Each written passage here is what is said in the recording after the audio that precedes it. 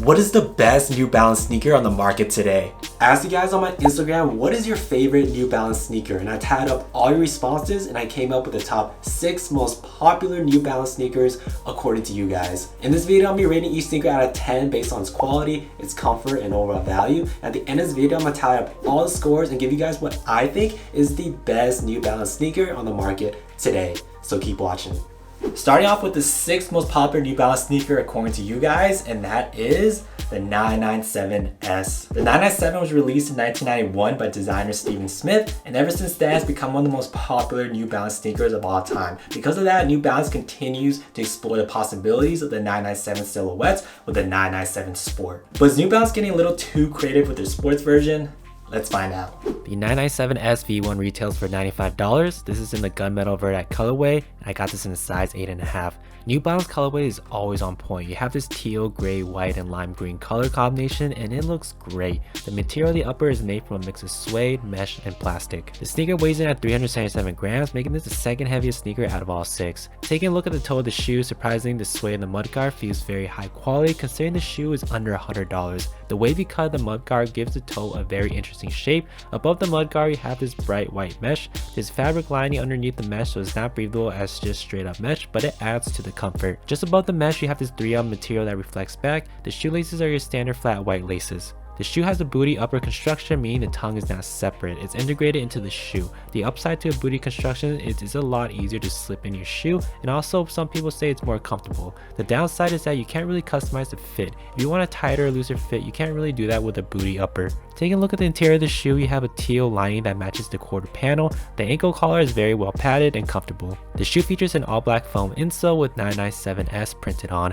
The thickness of the foam insole measures to 5mm, making this the thickest insole out of all 6 shoes. The foam is firm. You can see that it doesn't deform much as you apply pressure, but over time with enough wears, this insole should mold to the shape of your feet. Moving on to the side of the shoe, you have a teal suede quarter panel with the plastic New Balance logo stitched behind it. Just before that, you have a TPU that acts as the uppermost eyelets that's going to give you a little bit more durability.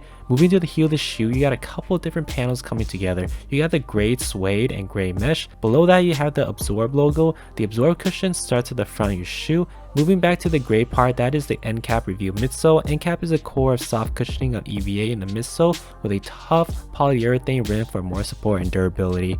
Moving to the bottom of the shoe, you have this black rubber outsole over the white Absorb cushion. At the center of the midfoot, you have this motion control device cutout. Sounds fancy, but it's just a torsion plate. So out of 10, what do I rate the quality of the sneaker? I'll give it a 9. The shoe is constructed well and the quality of the material feels great. There's so many unique features on this sneaker that shows that the design was very well thought out. Now let's take a look on feet. The 997S fits half a size bigger, so I recommend to go down half a size. The shoe also has a wide fit. The design of the shoe is very unique and it's not for everyone. The wavy mudguard gives the shoe a futuristic look along with the speed lines on the end logo. The outsole is super chunky, especially at the heel, and you can see that it stands out a lot. The back view of the shoe looks super chunky as well with the Absorb logo standing out. For the comfort, this is where the 997S shines. The booty construction really makes your feet feel cozy because the shoe is hugging your feet with its soft cushions, especially the extra padding at the toe. The 5mm thick insole along with the end cap outsole feels amazing. There's zero stiffness in the fabric, so the shoe is extremely maneuverable, making this a great shoe if you're on the move a lot. Overall, the unique design can be a turnoff for some people, but the comfort is out of this world. Now time to give the sneaker a rating. For the comfort, I'll give it a 10. For the value of the sneaker, I'll give it an 8. At $95, it's definitely not a cheap sneaker, but you do get a lot of the technology in this sneaker, like the end cap and Absorb midsole. The material is also good quality with the premium feeling suede. That brings a total score for the 997 Sport 27 out of 30. Let's see if the next sneaker is any better. And the 5th most popular New Balance sneaker according to you guys, and that is the 515. The 515 was released in 2014, making this one of New Balance's newest models, but still keeping that vintage 90s silhouette that we all love. Let's see if the sneaker is any good. The 515 V3 retails for $70. This is the workwear white colorway, and I got this in a size 9. Starting with the material, the upper is made mostly of synthetic suede and textile mesh.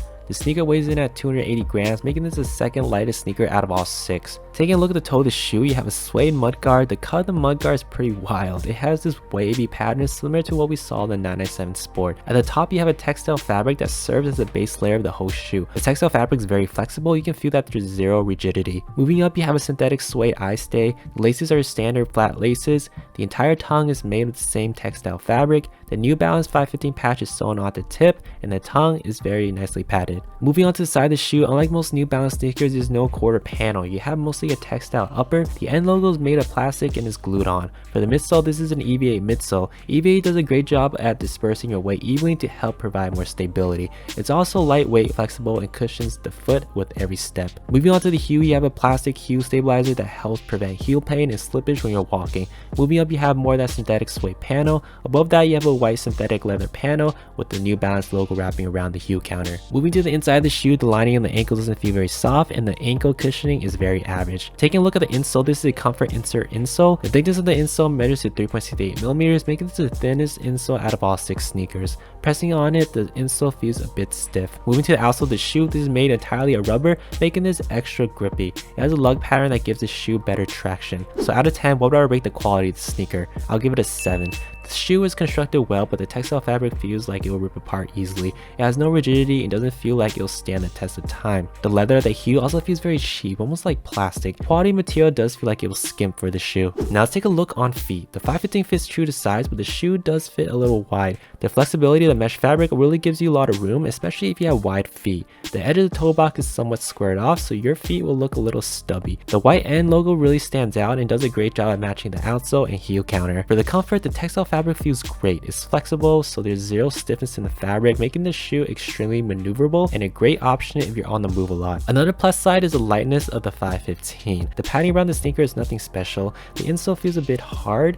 You don't really feel that cushion that it provides. Overall, the 515 just feels like an average pair of shoe, which is a little disappointing. Now time to give the sneaker a rating. For the comfort, I'll give it a 7. For the value of the sneaker, I'll also give it a 7. At $70, it's not the most expensive sneaker, but doesn't really offer anything special to the table. It has the EVA midsole, but almost every athletic sneaker has it too. The design is very minimalistic, which is a plus for some people, but at the end of the day, this is a very average shoe, both aesthetically and quality. That brings the total score for the 515, 21 out of 30. Let's see if the next sneaker is any better. Just one quick message before we continue on this video. If you find this video helpful so far, don't forget to like and subscribe because it really helps out small content creators like myself and really encourages me to keep putting out videos like this. So don't forget to like, subscribe. Now let's get back to the video.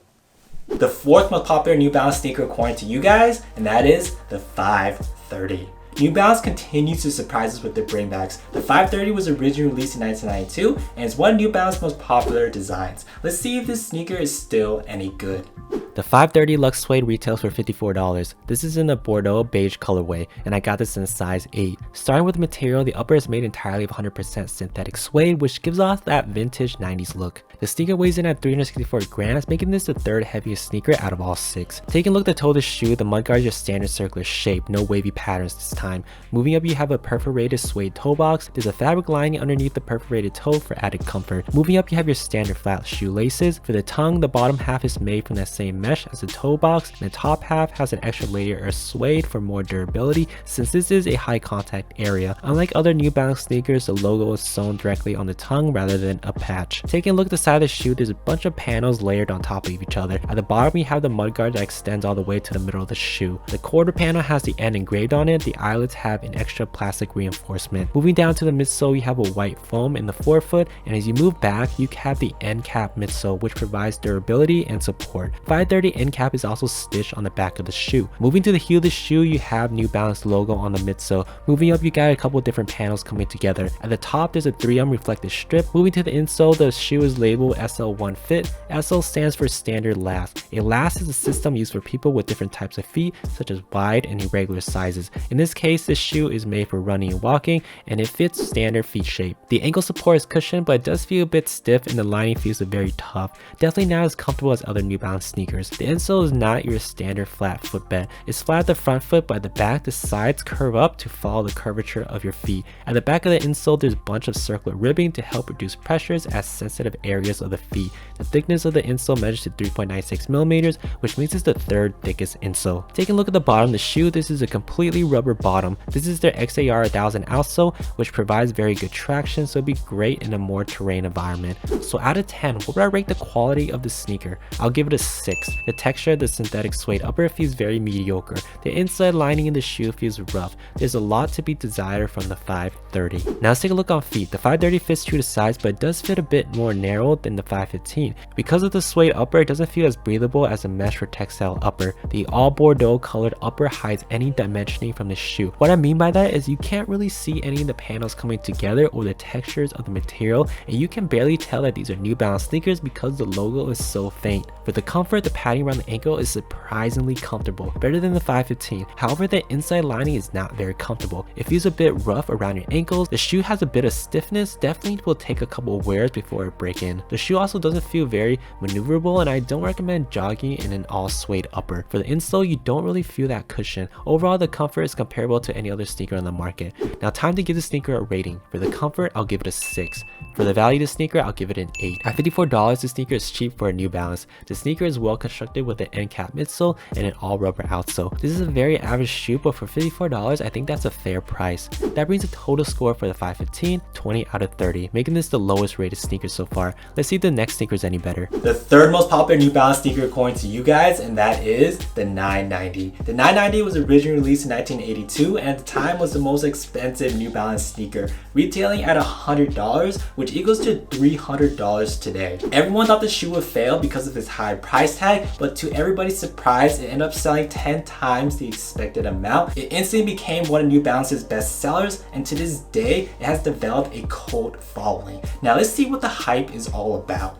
The 990 V5 retails for $185. This is in the gray Castle Rock colorway, and I got this in a size 9. The 990 V5 prides itself as made in America. It's one of the 4 New Balance sneakers that's still made in the US. 990 features premium handmade pigskin suede and textile mesh. The sneaker weighs in at 412 grams, making this by far the heaviest sneaker out of all 6. Taking a look at the tip of the shoe, you got a light gray suede mudguard. Moving up, you have a mesh material, the toe box. Overlapping the mesh, you have these perforated leather panels, and in the center of the shoe, you have a small 3M accent. As you continue up the shoe, you have a light gray suede paneling that houses the lace punch outs. The flat white laces on the Castle Rock colorway comes in nicely to match the midsole. Just beneath the laces, you have a gray mesh tongue with Made in the USA tag in the center. Moving to the side of the shoe, you have a light gray suede, and in the center of the quarter panel, there's a silver end logo made of the same reflective 3M material that you saw at the toe. Just beneath the light gray suede, you got perforated dark gray leather that accents the quarter panel. Moving further back to the shoe, you have this semi-translucent gray TPU panel, which is a new feature that wasn't in the V4. Then moving to the heel of the shoe, you have that light gray suede and the 990 logo on the lateral side. At the center of the heel, you have a 3M accent with the Roman numeral 5 because this is the 990 V5. Below that, you have a plastic heel counter with New Balance logo in black. Moving down to the midsole, you have a white foam in the forefoot, and as you move back in the sneaker, you have their end cap technology, which provides durability and support. Finally, moving to the bottom of the shoe, you have this black and gray rubber outsole that provides excellent traction. There's 2 hard plastics here that acts as a shank to help structure the shoe, so when you're climbing on ladders or doing chores, it'll give you more structure and durability so you don't bottom out your arches. Moving to the interior of the sneaker, you got this light gray sock liner, which is very well padded. The Ortholite insole is a yellow foam with a black lining at the top. The shape of the insole is similar to what we saw in the 530. It's flat at the front, but at the back, the side curves up to follow the curvature of your feet. The thickness of the insole measures to 4.44 millimeters, making this the second thickest insole out of all 6 sneakers. So out of 10, what would I rate the quality of this sneaker? I'll give it a 10. This sneaker is very well made with high quality materials and solid construction. Just look in the shoe, you can tell that nothing was skimped. The Made in USA tagline shows that the 990 V5 does not mess around when it comes to quality. Now let's take a look on feet. The 990 fits true to size. The best part of the sneaker is how many sizing options you have. If you go on the website, not only do you have size 7 to 16, but you also have 6 different width options. You have extra narrow, narrow, standard, wide, and extra wide. That's 6 width options for every size available, which is crazy. The 990 V5 is truly made for everyone. These are the closest you can get to dad shoes besides the Nike Air Monarch, but I do think these are more stylish than the Monarchs. It did take me some time to get used to, but I think this is a great looking shoe. The shiny Made in USA badge on the tongue makes the shoe look more sporty. I love the look of the back of the shoe. The midsole has these slanted lines running across it. The plastic heel stabilizer and 3M reflective V patch helps elevate the shoe to be more than just a dad shoe. I finally understand New Balance slogan now, worn by supermodels in London and dads in Ohio. For the comfort, these are one of the most comfortable New Balance sneakers I've ever owned. The cushioning on this shoe is so well done, especially the well padded tongue, because it really feels good against your upper feet. It has a perfect 365-degree coverage on my feet with their soft cushions. The Ortholite insole feels very comfortable, and the inside lining of the toe box feels silky smooth. If this is what every dad shoe feels like, then sign me up. I'm a big fan on the comfort on these. Now time to give the sneaker a rating. For the comfort, I'll give it a 10. For the value of the sneaker, I'll give it a 6. At $185, this sneaker is very pricey for New Balance. This shoe is very well put together, but you can find shoes similar to this for a lot less money. New Balance charges a premium because it's made in the USA, so essentially you're paying extra for that domestic production of sneakers to support and keep people's jobs and facilities running in the United States, which is a very noble thing to do. That brings the total score for the New Balance 990 V5, 26 out of 30. Let's see if the next sneaker is any better. The second most popular New Balance sneaker according to you guys, and that is the 574. Inspired by the popular 576, New Balance did a complete cost-cutting overhaul, making the 574 a sneaker for the cost-conscious consumer. Along with the Air Force Ones, the Converse Chuck Taylor All-Stars, the 574 is an all-time classic and continues to be New Balance's best seller. Let's see what the hype is all about. The 574 retails for $80. This is in the Castle Rock Royal Blue colorway, and I got this in size 9. Starting with the material, the upper is made from suede, leather, and Tencel Lyocell textile. Tencel Lyocell is a man-made synthetic fiber unlike cotton. It's better for the environment because it requires less energy and water than cotton, and is also biodegradable. Because of its silk-like texture, Tencel is a very soft fabric. The sneaker weighs in at 298 grams, making this the third lightest sneaker out of all 6. Taking a look at the toe of the shoe, this is a suede mudguard. It has a bit of a wavy shape, but not too crazy like what we saw from the 997S. Above that, you have the Tencel Lyocell textile that feels extremely soft. There's a layer of padding underneath the toe that adds to the comfort. Above that, you have regular flat white laces. For the tongue, this is made completely from Tencel Lyocell textile. At the top, you have the synthetic leather New Balance 574 patch. Now moving to the side of the shoe, it's covered mostly of suede panels except the leather end logo stitched on the quarter panel. Moving to the midsole, you have the end cap midsole. End cap is made of a soft cushioning EVA with a tough polyurethane rim for more support and durability. Over time, the EVA cushion will mold to the shape of your feet. Taking a look at the heel, you have this plastic heel stabilizer that helps prevent heel pain and slippage when you're walking. Moving up, you have more of that suede panel. Now let's take a look at the inside of the shoe. Because of the Tencel Lyocell fabric, the ankle lining is ridiculously soft, by far the softest out of all 6 shoes. The ankles are very lightly cushioned, nothing too crazy here. The shoe features a green foam insole with the white lining at the top. The thickness of the insole measures to 3.71 millimeters, making this the thinnest insole out of all 6 shoes. Even though this is very thin, the insole cushion is very soft. Moving to the outsole of the shoe, this is made entirely of rubber, making this extra grippy. It has a lug pattern that gives this shoe an even better traction. So out of 10, what I'll rate the quality of this sneaker? I'll give it a 9. This sneaker is very well made with good quality material and no construction flaws. It has a lot of great features that makes this sneaker special. Now let's take a look on feet. The 574 fits true to size. The toe box has a rounded shape. First impression, the height of the mudguard is a little too tall for my liking, or maybe I'm just used to Jordan 1s. The color do come nicely together with the bright blue end logo popping out. The brown and gray colors go well together with the gum color soles.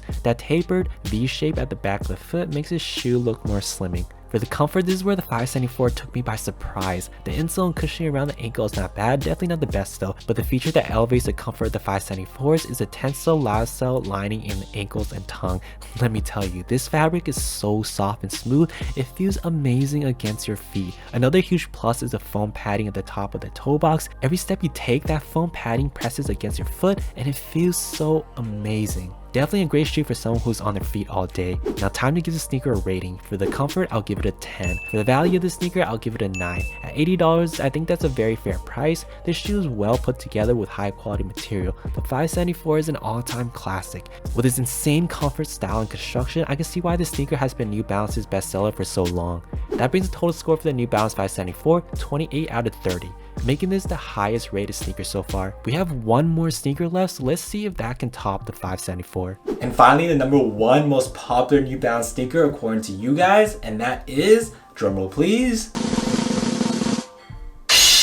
the 997H. The 997 is one of the most beloved New Balance sneakers. It featured everything you love about New Balance sneakers: quality, style, and that premium made in USA quality. But the biggest problem with 997 was its crazy high price tag, retailing at $200. Now enter the 997H, retailing at less than half at only $90. But will that cheaper price tag sacrifice on quality? Let's find out.